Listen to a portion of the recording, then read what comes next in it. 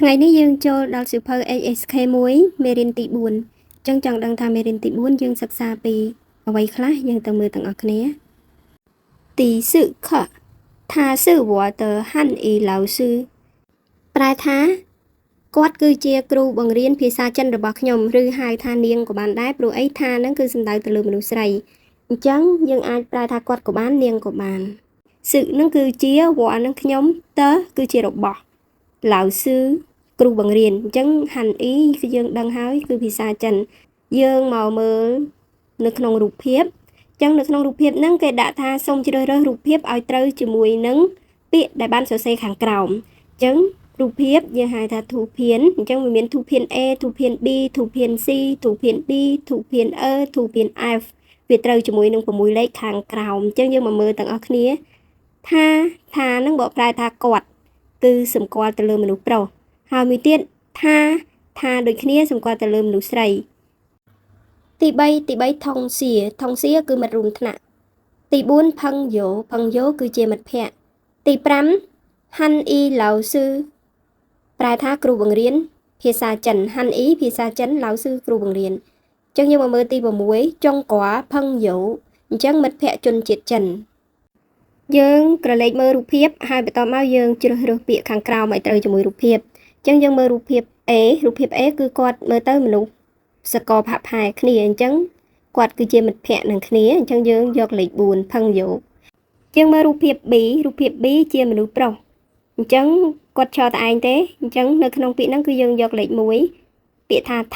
បកប្រែថាគាត់ហើយសំដៅទៅលើមនុស្សប្រុសអញ្ចឹង B ត្រូវនឹងលេខ1យើងមកមើល C គឺគាត់នៅក្នុងថ្នាក់រៀនហើយនៅជាមួយគ្នាមានមនុស្សច្រើនអញ្ចឹងគឺត្រូវនឹងលេខ3គឺមិត្តរួមថ្នាក់អញ្ចឹង C ត្រូវនឹងលេខ3យើងមកមើលរូបភាព D គឺយើងមើលទៅលើក្តារខៀនគឺមានភាសាចិនអញ្ចឹងគឺត្រូវជាមួយនឹងលេខ5មានន័យថាគ្រូបង្រៀនភាសាចិនហាន់អ៊ីឡៅស៊ឺអញ្ចឹងអក្សរ D ត្រូវនឹងលេខ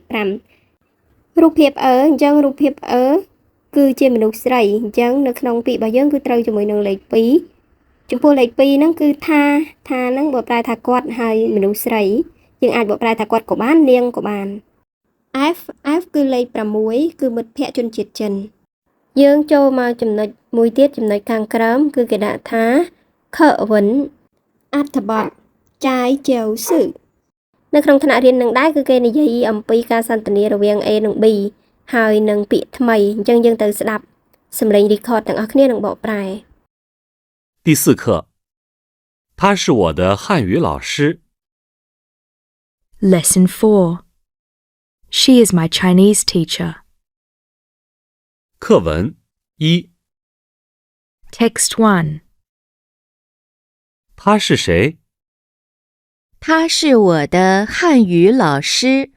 他叫李月。 New words 他谁的汉语 យើងមកបកប្រែទាំងអស់គ្នាខវិនបកប្រែថាអត្ថបទចៃចៅស៊ឺនៅក្នុងថ្នាក់រៀនយើងមកមើលការសន្ទនា A និង B A ថាស៊ឺស្រីនាងគឺជានរណាឬក៏យើងអាចថាគាត់គឺជានរណាក៏បានដែរប៉ុន្តែ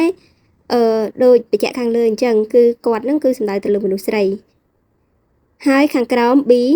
ថាស៊ឺវ៉ាតហាន់អ៊ីឡៅស៊ឺថាចៅលីយាអញ្ចឹង B គេឆ្លើយថានាងគឺជាគ្រូបង្រៀនភាសាចិនរបស់ខ្ញុំនាងឈ្មោះលីយាយើងមកមើលពាក្យថ្មីចំពោះពាក្យថ្មីថាបកប្រែថានាងឬក៏របស់នាងស្រីបកប្រែថានរណាឬក៏អ្នកណាតើគឺយើងប្រើសម្រាប់បង្ហាញពីកម្មសិទ្ធិអញ្ចឹងមិនថារបស់ឬក៏មនុស្សអីយើងភិកច្រើនយើងឃើញពាក្យហ្នឹងឲ្យសម្គាល់របស់កម្មសិទ្ធិអញ្ចឹងយើងមកមើលពាក្យថាហាន់អ៊ីគឺភាសាចិន